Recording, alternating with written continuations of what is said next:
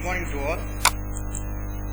Today the concept is statistical independence.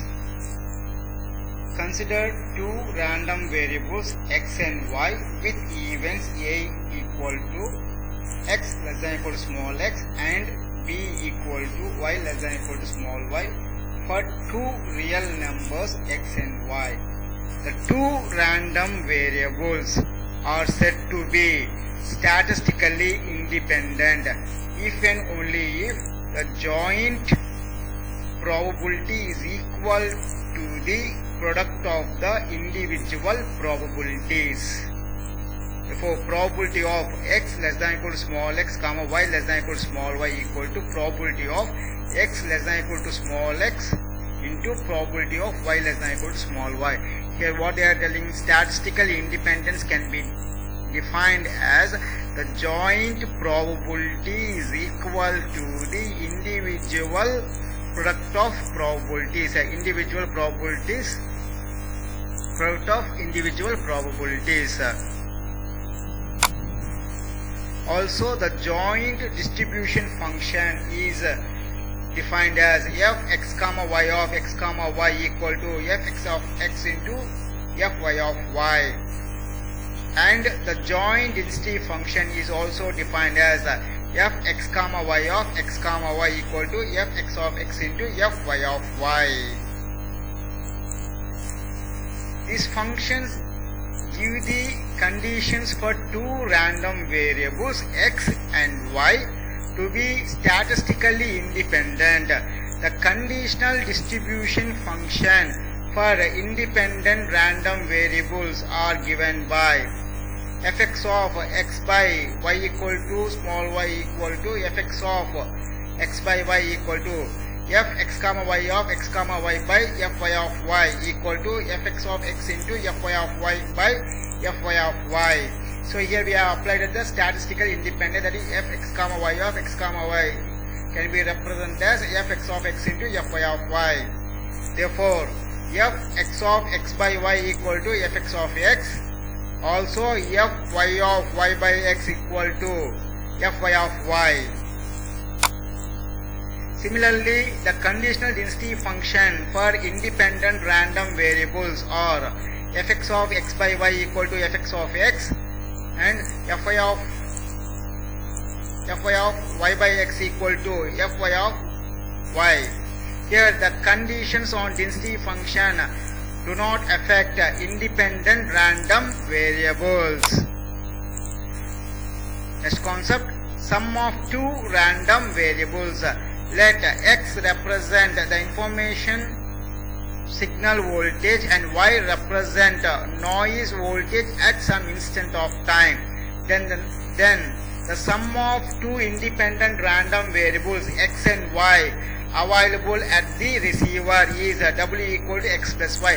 So at the receiver side we will be get the combined information of the information signal and the noise information, the noise voltage. If f(x) of x and f(y) of y are the distribution function of x and y respectively, then the probability distribution function of w is given as f w of w equal to probability of w less than equal to small w, that is equal to, so here capital W can be written as x plus y. Therefore, probability of x plus y less than equal to w. The distribution function is represented as f w of w equal to integral minus infinity integral minus infinity to x into f(x, y) of x, y into dx into dy. Since x and y are independent random variables, therefore f(x, y) of x, y equal to f(x) of x into f(y) of y. Therefore, f w of w equal to integral minus infinity f(y) of y into integral minus infinity to w minus y into f(x) of x into dx into dy. Then differentiate using the Lagrange rule. The density function is f w of w equal to d f w of w by dw equal to integral minus infinity fy of y into d by dw into integral minus infinity w minus y into fx of x into dx into dy. Then fw of w equal to integral minus infinity fy of y into fx of w minus y into dy. Similarly, it can be written as fw of w equal to integral minus infinity fx of x into fy of w minus x into dx.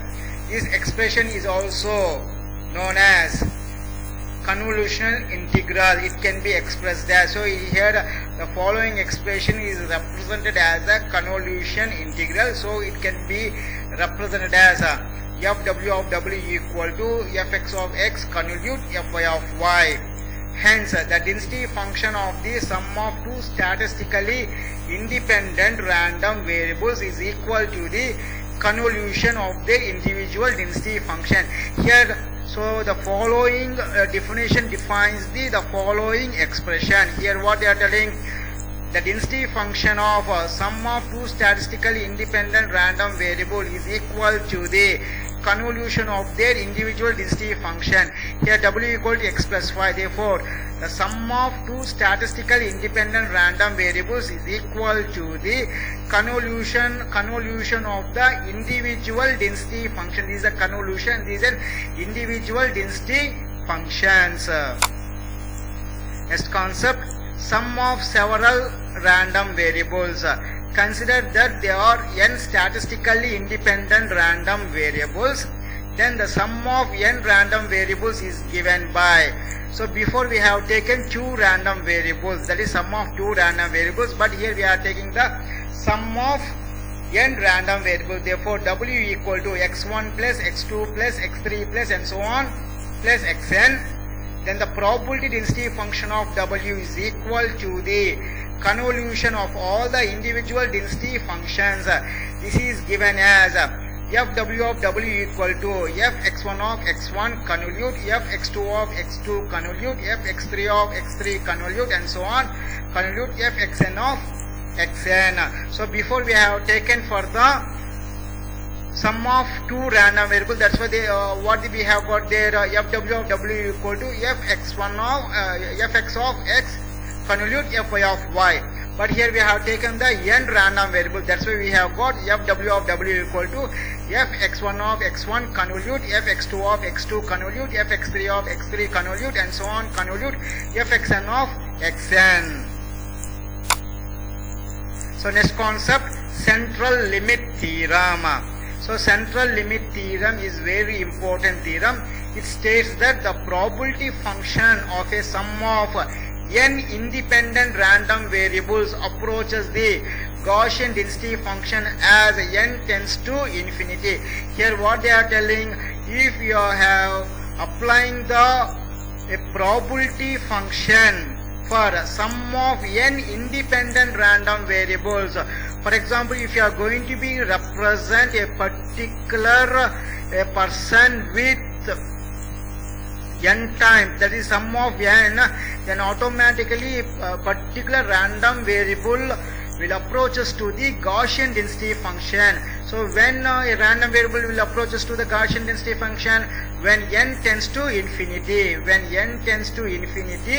then automatically the random variables approaches the Gaussian density function. So these are very important. Again I am telling, it states that the probability function of sum of n independent random variables,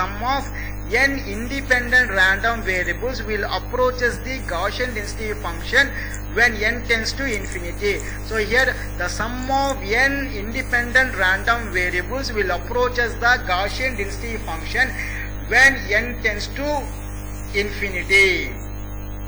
In practice, whenever an observed random variable is known to be a sum of large number of random variables, according to the central limit theorem, we can assume that this sum is Gaussian random variable.